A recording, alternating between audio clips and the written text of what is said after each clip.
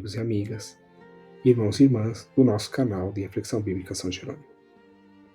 Hoje, 6 de outubro de 2022, quinta-feira da 27ª semana do Tempo Comum, meditaremos o texto da primeira leitura da carta do apóstolo São Paulo aos Gálatas, capítulo 3, versículos de 1 a 5.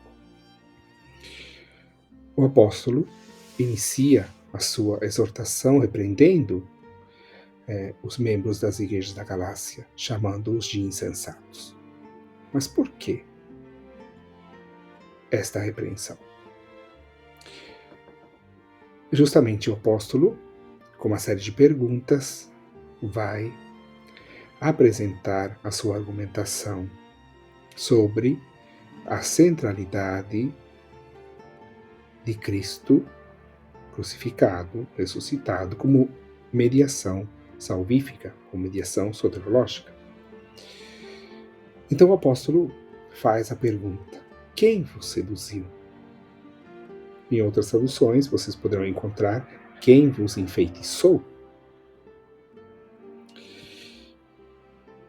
E por que o apóstolo São Paulo entende que os Gálatas foram enfeitiçados ou seduzidos?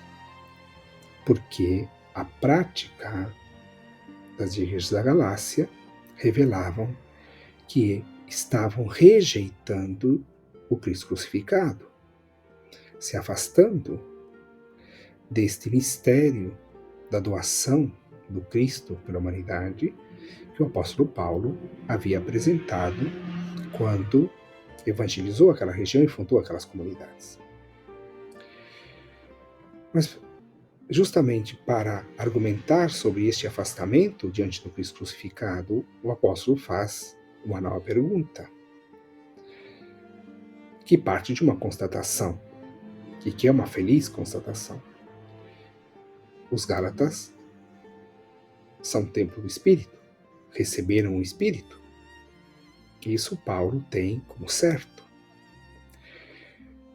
Mas a pergunta importantíssima a ser respondida é: o dom do Espírito foi recebido pelas obras da lei ou pela obediência ou pela escuta da fé? Qual foi a mediação pela qual Deus ofereceu aos Gálatas o dom do Espírito? E aqui então nós temos algo muito importante. Na medida em que os discípulos, as discípulas de Cristo, crescemos, amadurecemos na fé, nós vamos conformando nossa vida ao modo de ser e viver de Cristo. Esta obra de salvação, esta obra de conformar-nos ao modo de ser e viver de Cristo, ele é fruto e resultado, em primeiro lugar, e como primazia da graça divina, do agir do Espírito, do dom divino. Na medida em que o Espírito age em nós, e nós vamos respondendo generosamente no amadurecimento na fé, na perseverança da esperança e no crescimento da caridade que se oferece, que é uma caridade oblativa, nós vamos revelando e testemunhando a presença de Deus, a presença de Cristo e a presença do agir salvífico de Deus entre nós. E vamos, portanto, colhendo frutos. É isto que o apóstolo Paulo deseja que os Gálatas redescubram. Que não é pela vivência das obras da lei, dos preceitos, que os Gálatas são santificados e que progridem e amadurecem a partir desta ação salvífica de Deus. Portanto, nós, hoje, também precisamos nos perguntar: mas o amadurecimento da nossa vida cristã se deve a quê? Qual a mediação utilizada por Deus? Os preceitos? As leis? Ou o agir de sua graça? o sopro e o impulso do Espírito que é capaz de transformar nossa mente e nosso coração e que é capaz de conformar nossa vida e as nossas relações comunitárias e interpessoais e a nossa presença na sociedade segundo o modo de viver de Cristo. Nós somos habitados pelo Espírito porque recebemos o dom da fé e porque aderimos a Cristo pela fé. E por que o apóstolo entende que se deixar guiar pela lei é uma traição ao Cristo crucificado?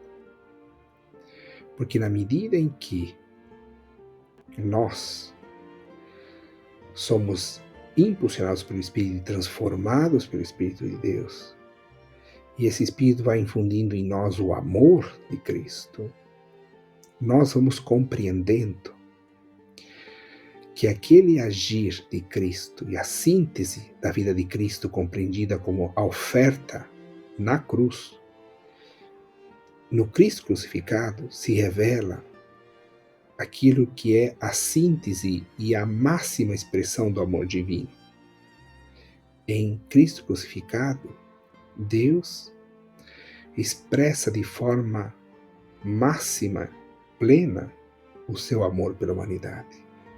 E a oferta do Filho testemunha também o seu amor pela humanidade.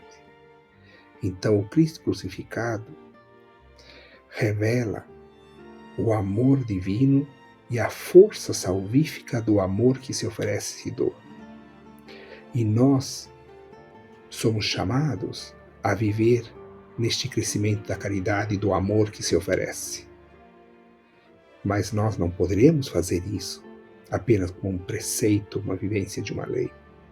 Mas nós poderemos ser conformados a Cristo apenas pela primazia da graça de Deus, pelo dom do Espírito que age em nós e entre nós e que forma entre nós o corpo de Cristo, a sua igreja, como testemunha do reino. E assim nós poderemos, no nosso cotidiano, testemunhar que nós permitimos que o agir de Deus, que salva, esteja presente entre nós e vá transformando a nossa vida. Por isso, o apóstolo afirma que aquele que dá generosamente o Espírito, ele age não pela observância da lei, mas pela obediência da fé, pelo crescimento da fé, que é ativa, dinâmica, que fortalece uma esperança e que edifica na caridade. O Cristo crucificado é essa expressão máxima do amor de Deus. E nossa vocação, nossa vida, como discípulos e discípulas, como missionários e missionárias de Cristo, e como igreja de Cristo, somos chamados a mergulhar nesse mistério do amor de Deus e a permitir que o Espírito produza em nós